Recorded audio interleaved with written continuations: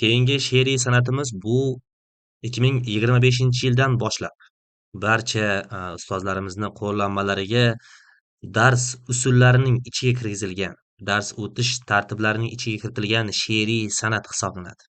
Sababi esa juda ham oddiy.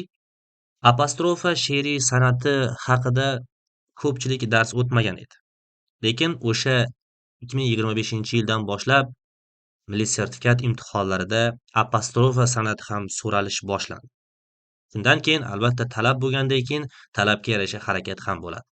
Apostrofa she'riy san'ati bu tabiatdagi jonsiz narsaga murojaat qilish. Tabiatda joni bo'lmagan narsaga murojaat qilish bu apostrofa deyiladi. Mana shu xususiyatdan, ya'ni boya men nido san'ati haqida ma'lumot berganimda, nido san'ati haqida ma'lumot berganimda jonli narsaga murojaat qilish deb ta'kidlaganman. Mana ko'rib turibsizki, jonsiz narsaga murojaat qilish nido emas, apostrofa san'ati hisoblanadi. Va apostrofa san'atiga misollarni ko'rishimiz mumkin.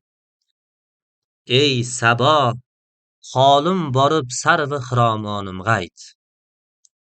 Yig'larimning shiddatin gul bargi xandonim g'ayt. Ey Sabo deb jonsiz narsaga murojaat qilyapmiz.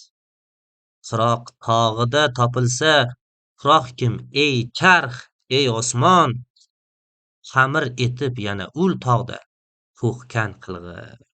Mana shu joyda ey charx, ey Sabo degan murojaatlar bilan apostrofa san'ati shakllanyapti.